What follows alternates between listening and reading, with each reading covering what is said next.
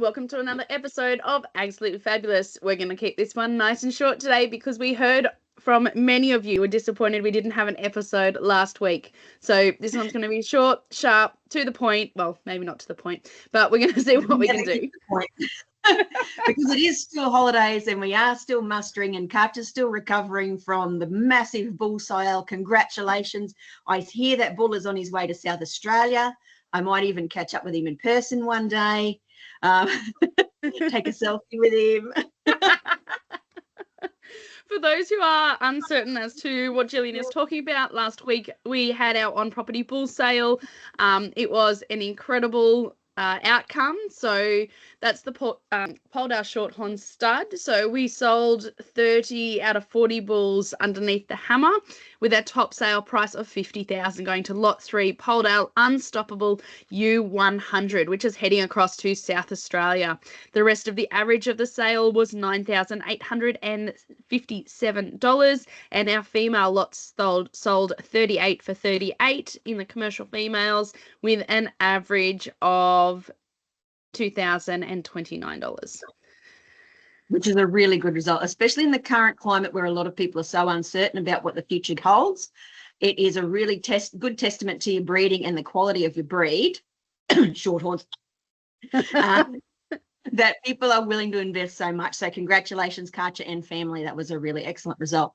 Nothing much has been happening here. I've been literally chained to the kitchen sink for the past week because my eldest and my middle child were home, and a heap of mates, and they've all been mustering, and I've done nothing fun except go down and do a little tiny bit of drafting, get chased up the rails by all the old cold cows. So yeah, I've done nothing but cook and clean, and I'm just about well sick of it. And school for us, for Eleanor and I, goes back tomorrow, so my whole holiday's gone in the kitchen. Nothing exciting. And it went quick. It went super fast. We've got another week of holidays here. Yeah. It's so mismatched with Steve, the middle boy. He goes back next week, so he's got another week off school yet, so he's going to continue to work hard.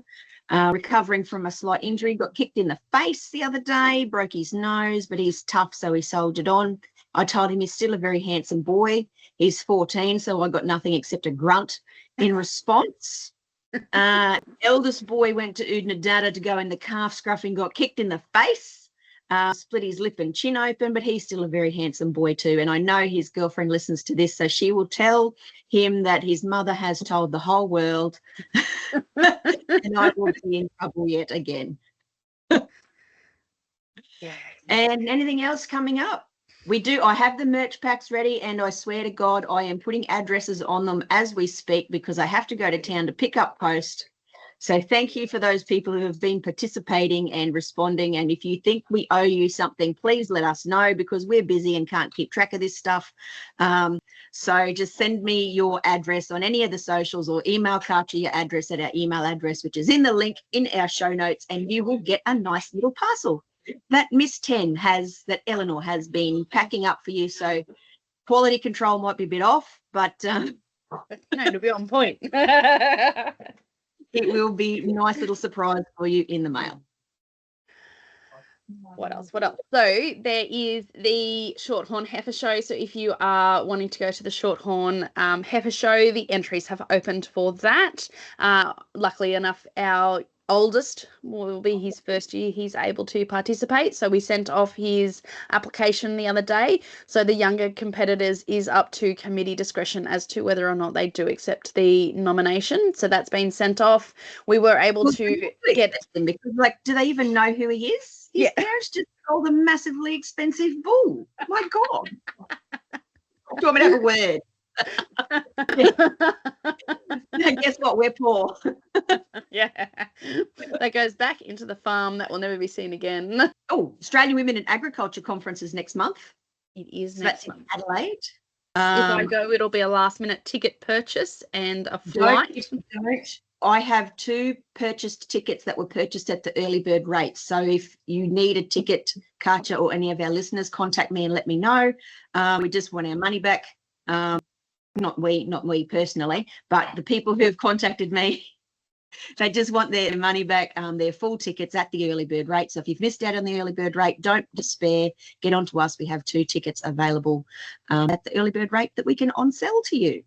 Beautiful. And there are still some donated tickets as well for grain farmers. So if you do some sort of cropping on your place, jump on the Australian Women in Agriculture website and fill out an application. I'm not sure how long it takes to hear back from those applications, but they still have a few sponsored positions.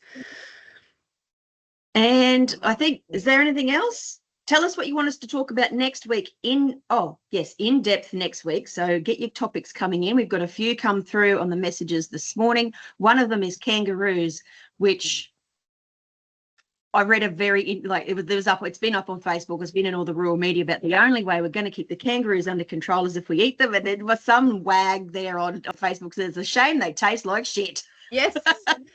Yes. And I 100% agree. So if you disagree, if you've got some excellent kangaroo recipes that you'd like to share, by all means, put them out there. We're not going to cook them because we don't like them. That's why we run beef cattle, not kangaroos. So yes, absolutely.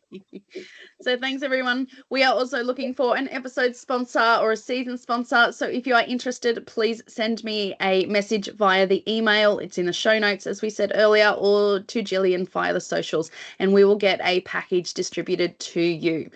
We're happy to also custom make depending on your size. Yep, and we're quite happy to support businesses. We know what it's like to do everything bootstrapping, and we love to support rural and regional, especially women-owned businesses, because that's us. So yeah, if you don't think that you can fit our criteria, would want too much money, don't hesitate to ask us because we're very supportive. Absolutely. And there are baiting programs running in Central West New South Wales at the moment. I'm not sure about other areas, so please be mindful of your animals. If you are baiting, please call your neighbours and let them know. With your little fluffy dog around in your caravan, be very mindful, put a muzzle on your dog if you can, because we don't want to see anything tragically lost because accidents do happen. Birds can carry off baits despite our best efforts to keep them under control. So just be mindful of that when you're traveling in the outback. Yeah, absolutely. Also wanted to say, Gillian and I spoke a couple of weeks ago about the safety gap between the front of our car when we're driving our bigger cars. And for those who don't have a bigger car or aren't from a rural area, when you see a vehicle leave that gap, it is there for a reason. And there was a really nice reminder a fortnight ago for myself when I had left that gap. And very luckily, because there was a tiny little car in front of me, and we're all stopped at the railway line because there was a train. And someone decided that they would run up the back of my car at 40k an hour with all my kids and myself in it. Luckily, there wasn't too much damage to the car. The kids were all just a bit shaken up, but they were all okay. Fair bit of whiplash when you get hit at that speed. But they fully pushed us. I'd left about 3 meters in front. They'd fully pushed us 2.5 meters. So if I had parked close up to that car, there would not be much of that car in front of me left.